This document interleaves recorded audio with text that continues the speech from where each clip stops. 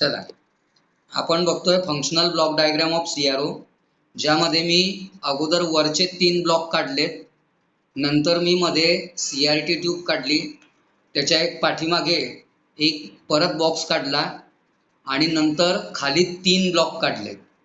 तर आपलं पहिला ब्लॉक जो आहे तो व्हर्टिकल अटेन्युएटर, त्याला मेन इनपुट दिलं गेलं वाय इनपुट आणि इथून आपण त्याला एसी वेव्ह दिल्या, एसी व्होल्टेज म्हणजे साइन वेव्ह. ओके, नंतर या व्हर्टिकल अटेन्युएटरचं कनेक्शन इथे व्हर्टिकल एम्प्लिफायरला आहे. व्हर्टिकल एम्प्लिफायर इथे सुद्धा आपल्या साइन वेव्हच येते. ठीक आहे, मग नंतर त्याचं पुन्हा कनेक्शन या व्हर्टिकल एम्प्लिफायरला 2 आउटपुट असतात. ते 2 आउटपुट, एक इथे आणि एक इथे, हे सांगतो पुढे कसं. ओके, त्याच्यानंतर इथे जे सर्किट आहे हे डिले लाईन. ओके, हे डिले लाईन. आता इथनं सुद्धा आपल्याला 2 आउटपुट मिळतात. ओके, या डिले लाईनने इथून सुद्धा आपल्याला 2 आउटपुट मिळतात. तर त्या 2 आउटपुट जे आहेत ते आपण लावणार आहे या व्हर्टिकल डिफ्लेक्शन प्लेटला. या दिसायला हॉरिझॉन्टल आहेत पण non as vertical deflection plate. म्हणून इथलं जे आउटपुट आहे ते अशा पद्धतीने याला खालून असं जॉईन करायचं आणि हे जे आहे याला वरनं जॉईन करायचं. ओके, म्हणजे जे मेन इनपुट आहे ते आपल्याला व्हर्टिकल अटेन्युएटर, व्हर्टिकल एम्प्लिफायर आणि डिले लाईन थ्रू आपल्या या व्हर्टिकल डिफ्लेक्शन प्लेटला जात आहे. ओके, त्यानंतर इथनं जे कनेक्शन आहे ते आपलं जातं या ट्रिगरला, ट्रिगर सर्किट. ओके, हे आपलं काय आहे, ट्रिगर सर्किट.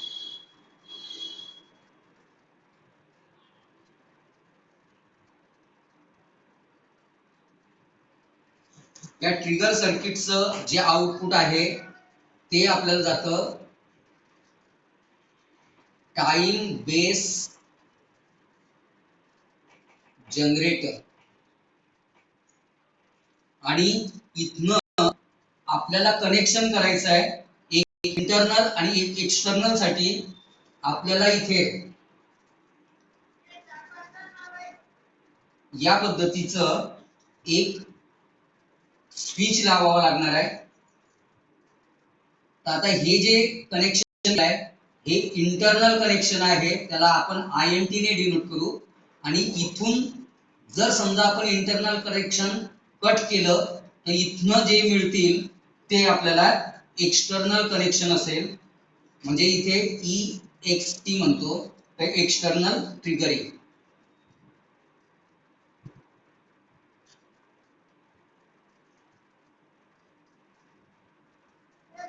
आणि याचं जे आउटपुट आहे ते आपलं जाणार आहे हॉरिझॉन्टल एम्प्लिफायरला. म्हणजे जे व्हर्टिकल एम्प्लिफायर आहे त्याच्या थ्रू व्हर्टिकल डिफ्लेक्शन प्लेटला जात आहे आणि हे जे हॉरिझॉन्टल एम्प्लिफायर आहे याच्या थ्रू जे आपलं आउटपुट निघेल ते एका या प्लेटला आणि दुसरं जे निघेल ते वरच्या दुसऱ्या प्लेटला, या प्लेटला. ओके, तर अशा पद्धतीने हे कनेक्शन जातील. मग आता इथे इथे आपली सॉटूथ वेव्ह जनरेट होणार आहे. आता ती का होते का नाही हे मी पुढे सांगणारच. ओके, त्याच्यानंतर हे जे ब्लँकिंग सर्किट आहे याचं कनेक्शन आपल्या कॅथोड ग्रीडला इथे. याला आपण ब्लँकिंग सर्किट म्हणतो.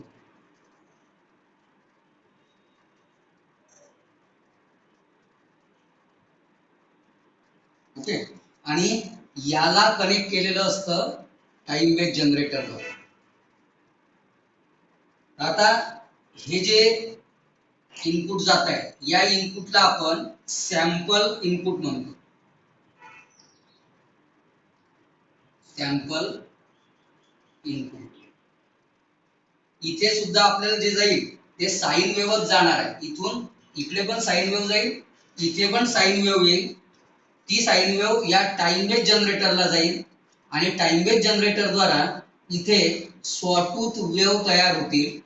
तर आपल्याला इथे हॉरिझॉन्टल एम्प्लिफायर लावलाय, तर ह्या ज्या सॉटूथ वेव्ह आहेत यांना एम्प्लिफाय केलं जाईल. मग इथनं पॉझिटिव्ह आणि इथनं निगेटिव्ह अशा वेव्स या हॉरिझॉन्टल डिफ्लेक्शन प्लेटला जातील. ओके, ही जी सर्व जी आहे ही आपली इलेक्ट्रॉन गन आणि ही आपली CRT ची स्क्रीन. ओके, अशा पद्धतीने हे आपली डायग्राम आहे. या डायग्राम मध्ये आपण एक करू शकतो अजून, इथे जे बटन राहील म्हणजे जे नॉब राहील त्याला आपण होल्ड पर DIV नॉब म्हणू. होल्ड पर DIV नॉब. आणि जे टाइम बेस्ड जनरेटर जोड राहील ते राहील टाइम पर DIV नॉब.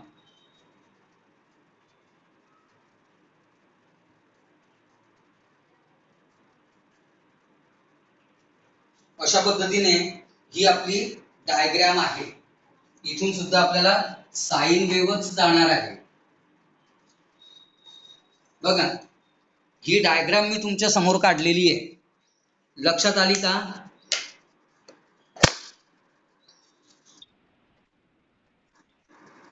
करतो डायग्राम. बघा, सुरुवातीला मी काय केलं, सुरुवातीला मी हे 3 ब्लॉक काढले. 3 ब्लॉक काढल्यानंतर इथे मी CRT ट्यूब काढली आपली. CRT ट्यूब नंतर इथे मी एक बॉक्स काढला आणि नंतर खाली पुन्हा त्याच पद्धतीचे 3 बॉक्स काढले. मग त्याच्यानंतर काय केलं, मी इथून मेन इनपुट दिलं Y इनपुट. ते साइन वेव्ह आहे. हे जे व्हर्टिकल अटेन्युएटर आहे याचं काय वर्क आहे ते मी तुम्हाला सांगतो आता. याचा आउटपुट जे आहे ते साइन वेव्हच येईल. हे गेलं आपल्या व्हर्टिकल एम्प्लिफायरला. व्हर्टिकल एम्प्लिफायर द्वारा या वेव्ह एम्प्लिफाय झाल्यात, त्या गेल्या डिले लाईनला. आपल्याला व्हर्टिकल एम्प्लिफायर नंतर जे आउटपुट मिळतं ते 2 मिळतात. इथे एकच आहे, इथे 2 आउटपुट मिळतात. आणि डिले लाईन थ्रू जे कनेक्शन गेले आहे ते व्हर्टिकल डिफ्लेक्शन प्लेटला गेले. या व्हर्टिकल डिफ्लेक्शन प्लेट आहे, दिसायला त्या हॉरिझॉन्टल आहे. ओके, पण या व्हर्टिकल डिफ्लेक्शन प्लेट आहे. नंतर काय केलं, व्हर्टिकल अटेन्युएटर आणि व्हर्टिकल एम्प्लिफायर मधून एक कनेक्शन दिलं मी ट्रिगर सर्किटला. ते साइन वेव्हच जाईल. ओके, त्याला म्हटलंय आपण सिंपल इनपुट, सॅम्पल इनपुट. नंतर आपण इथे टाइम बेस्ड जनरेटरला कनेक्शन केलं. इथून साइन वेव्हच जातील. या साइन वेव्हच्या सॉटूथ वेव्ह जनरेट झाल्या. या टाइम बेस्ड जनरेटर मध्ये आपण UJT म्हणजे युनि जंक्शन ट्रान्झिस्टर यूज केलेला आहे. त्याच्याबद्दल आपण डिटेल आपण बघणारच आहे आता. तर हे टाइम बेस्ड जनरेटर काय करतं, सॉटूथ वेव्ह जनरेट करतं, म्हणजे सॉटूथ व्होल्टेज जनरेट करतं. या दोघांच्या मध्ये म्हणजे टाइम बेस्ड जनरेटर आणि हॉरिझॉन्टल एम्प्लिफायर या दोघांच्या मध्ये एक स्विच दिलाय.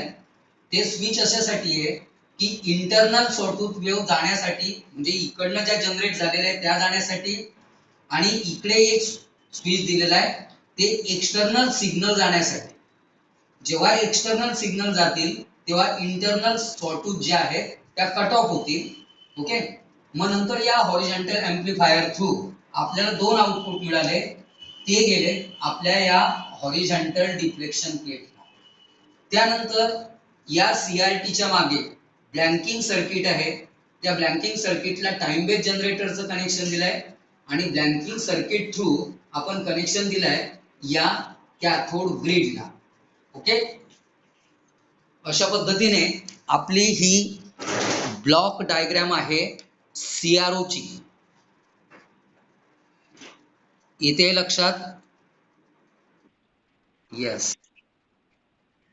मग मी डायग्राम कशी काढली हे लक्षात ठेवायचं आणि त्याच पद्धतीने डायग्राम तुम्हाला काढायचे आहे.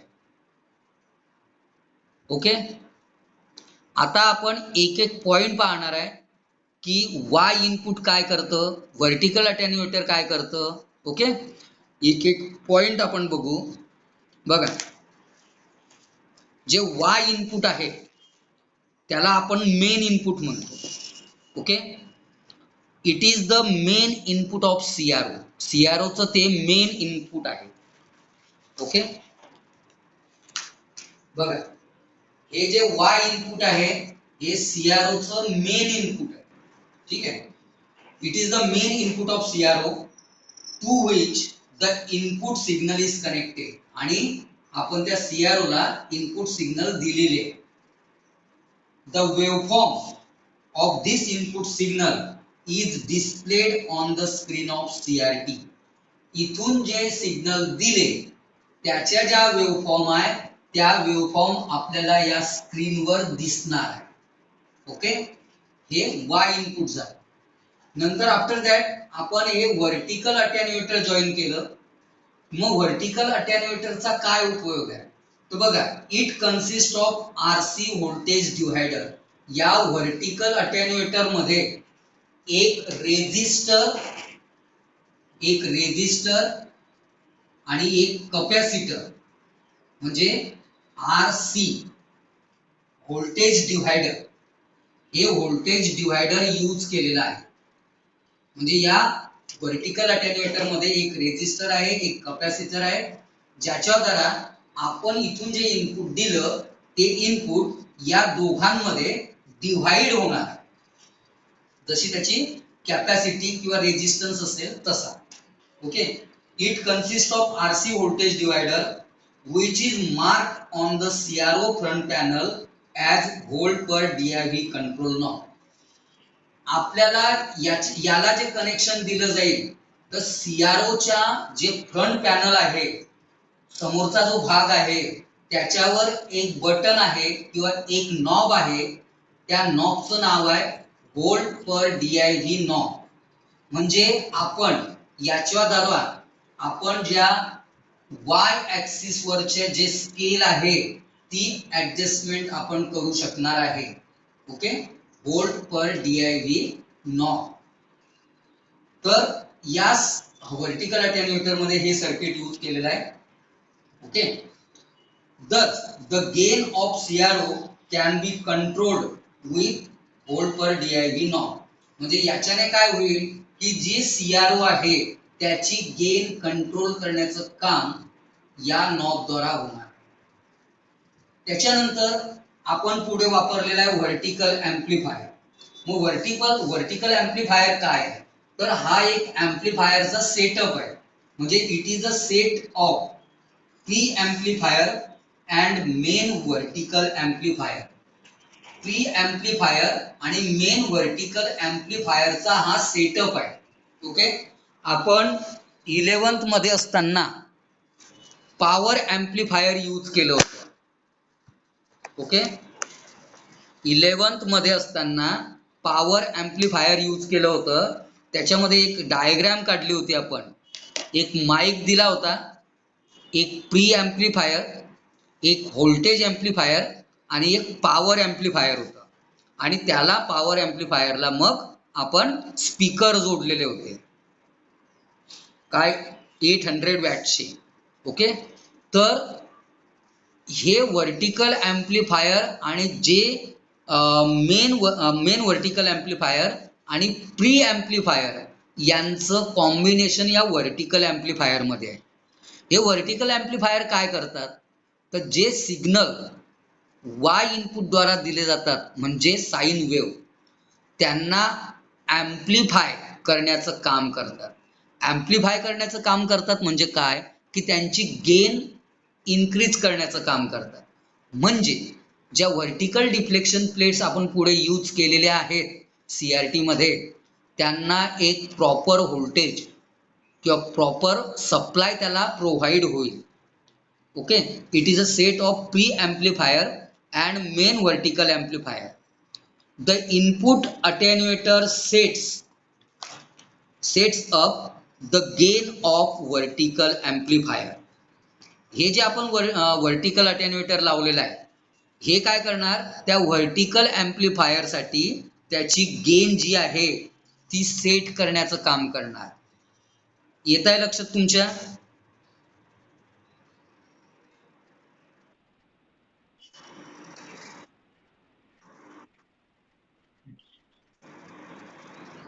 ठीक आहे.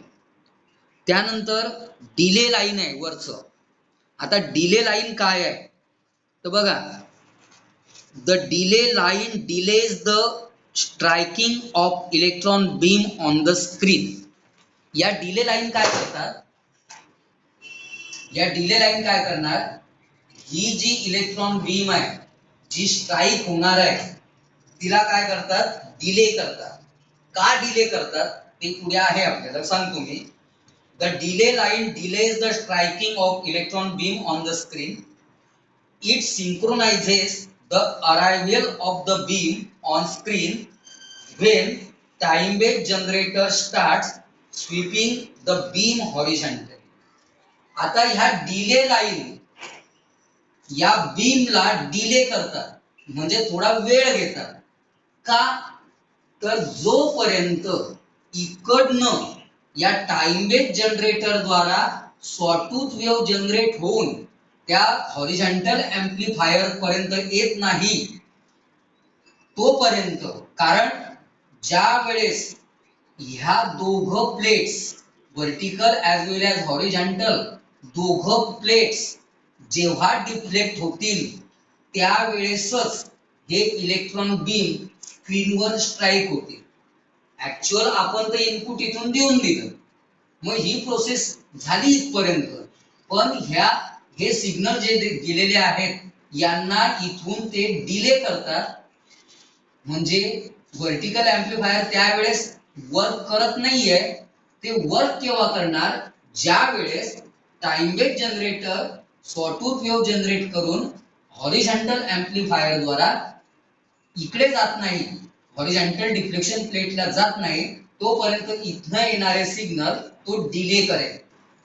ओके, हे डिले लाईनचं काम आहे. येत आहे का लक्षात मी काय बोलतोय?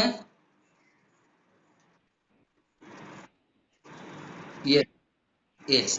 मग आता डिले करतोय म्हणजे वेळ लावतोय. मग आपण chapter number 3 semiconductor digital ICs, त्याच्यामध्ये आपण पहिली कॅरेक्टरिस्टिक्स पाहिली होती, प्रोपॅगेशन डिले.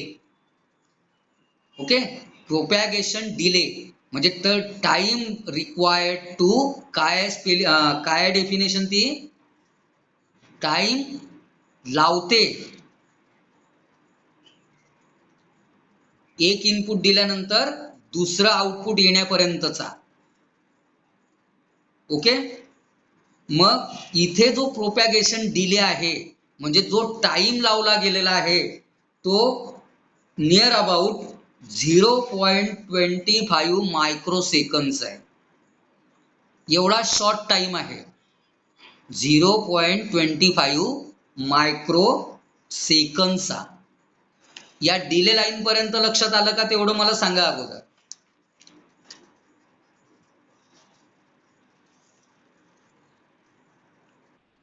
येस. आता वेळ झालेली आहे, पण मी पुन्हा दुसरी एक लिंक टाकतोय. नेक्स्ट ट्रिगर सर्किट आहे. ट्रिगर सर्किट ला जे कनेक्शन दिले गेलं आहे ते व्हर्टिकल अटेन्युएटर आणि व्हर्टिकल एम्प्लिफायर मधनं एक सॅम्पल इनपुट आपण ट्रिगरला दिलाय. मग आता हे ट्रिगर काय करतं, ट्रिगरचा अर्थ मी तुम्हाला 5व्या चॅप्टर मध्ये सांगितलं होतं फ्लिपफ्लॉप मध्ये.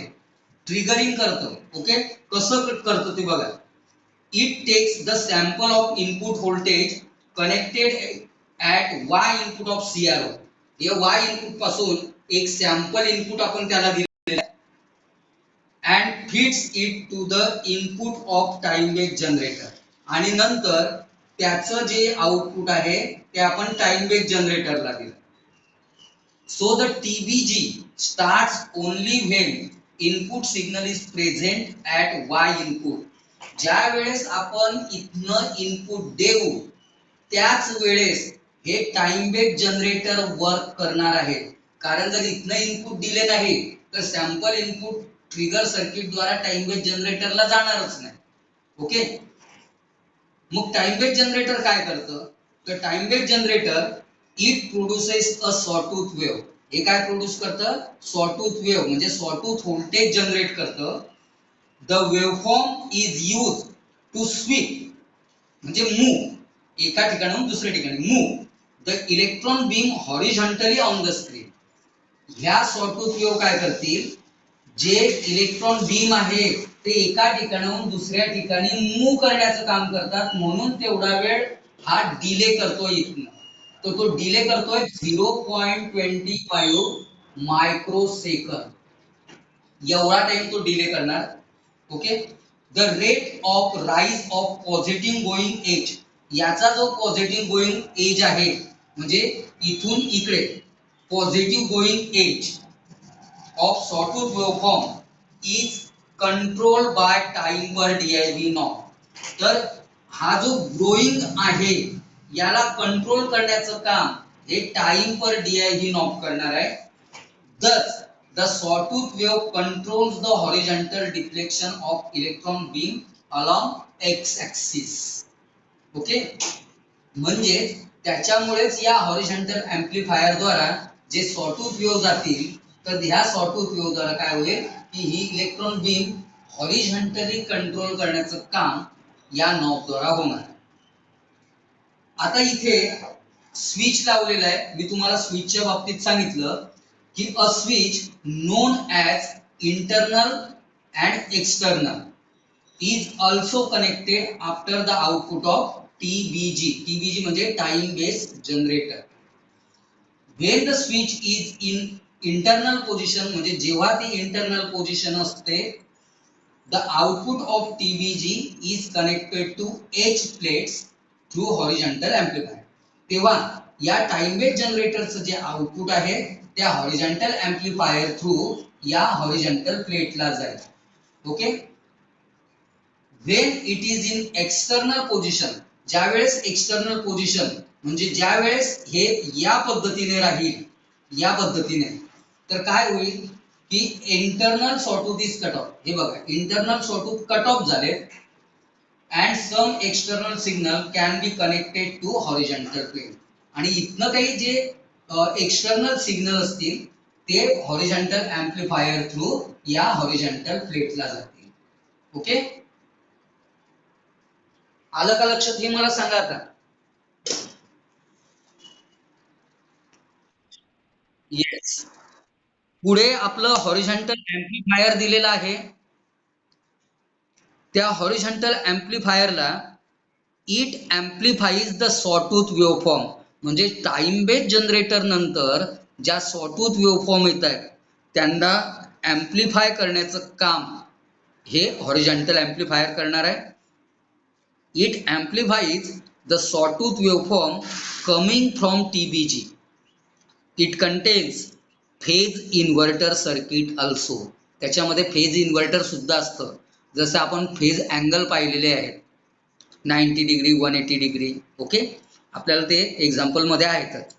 Due to this circuit two outputs are produce. जर आपण हॉरिझॉन्टल एम्प्लिफायर द्वारा पाहिलं तर त्याला दोन आउटपुट दिसत आहेत आपले. म्हणजे एक पॉझिटिव्ह आहे आणि एक खाली बघा खाली दुसरं दिलंय म्हणजे इन्व्हर्ट करता येते. One output produces positive going sawtooth and other output produces negative going sawtooth. दोन आउटपुट दाखवलेले आहे. वरचं पॉझिटिव्ह गोइंग सॉटूथ आहे आणि खालचं निगेटिव्ह गोइंग सॉटूथ आहे. The first output is connected to right side H plate and the second output is connected to left side H plate. म्हणजे जे वरचं पॉझिटिव्ह गोइंग आहे ते राईट साइडच्या पॉझिटिव्ह हॉरिझॉन्टल डिफ्लेक्शनला लावलेलं आहे आणि जे खालचं निगेटिव्ह गोइंग आहे ते लेफ्ट साइडच्या हॉरिझॉन्टल डिफ्लेक्शन प्लेटला लावलेलं आहे. So the electron beam moves properly from left to right on the screen. Okay, म्हणजे लेफ्ट पासून राईट पर्यंत प्रॉपरली ते इलेक्ट्रॉन बीम मूव्ह होऊ शकतात. आणि त्याच्यानंतर आहे मग मागचं सर्किट, त्या सीआरटीच्या मागचं सर्किट म्हणजे ब्लँकिंग सर्किट. आता या ब्लँकिंग सर्किटमध्ये काय आहे, हे नेसेसरी सर्किट आहे बघा. It is necessary to eliminate the retrace. रिट्रेसचा अर्थ काय आहे की या स्क्रीनवर येणारे जे काही अनवॉन्टेड सिग्नल्स आहेत त्यांना काय करतो तो एलिमिनेट करतो. Which would produce when the spot on screen moves from right to left. This retrace can produce confusion with the original wave. ते रिट्रेस आल्यामुळे जी काही ओरिजिनल वेव्ह असेल त्याच्यामध्ये कन्फ्युजन होऊ शकतं. So when the electron beam reaches right end of the screen, the negative blanking voltage is produced by TBG. आता बघा time base जनरेटरचं एक कनेक्शन ब्लँकिंग सर्किटला दिलेलं आहे. मग the negative blanking voltage is produced by TBG. It is fed to control grid of CRT. मग त्या ब्लँकिंग circuit through हे जे निगेटिव्ह ब्लँकिंग व्होल्टेज आहे तो त्या CRTच्या कंट्रोल ग्रिडला जाणार आहे. कशासाठी? To stop the electron beam completely. Electron beam completely stop करण्यासाठी. जर अननेसेसरी रिट्रेस आले तर त्याला एलिमिनेट करण्यासाठी. ओके, आणि सर्वात शेवटी इथे एक अजून आपलं पॉवर सप्लाय लावायचं बाकी आहे. तर इथे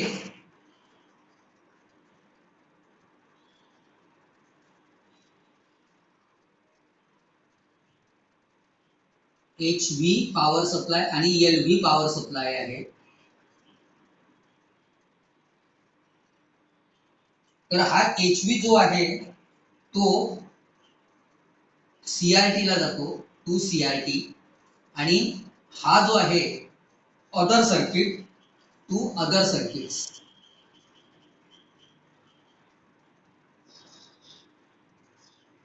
ओके, हे कनेक्शन काही दिलेलं नाही आहे पण त्या CRO मध्ये हे दोन पॉवर सप्लाय असतात.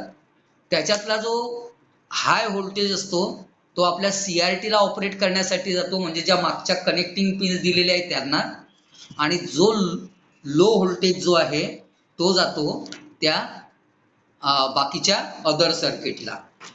ओके, तर HV और LV power supply, the high voltage section is used to power of electrodes of CRT. म्हणजे मी सांगितलं की त्या CRTच्या ज्या मागच्या ज्या पिन्स दिलेल्या आहेत त्यांना आपण इलेक्ट्रोड्स म्हणतो, त्याला हाय व्होल्टेज जातो. And the low voltage section is use to power the electronic circuit of the CR. बाकीच्या इलेक्ट्रॉनिक सर्किटला आपले हे लो व्होल्टेज जातात. ओके, हे आपलं फंक्शनल ब्लॉक डायग्राम आहे. लक्षात आलं का तुमच्या? मला सांगा अगोदर. कोणाला काही अडचण असेल तर बोलू शकताय.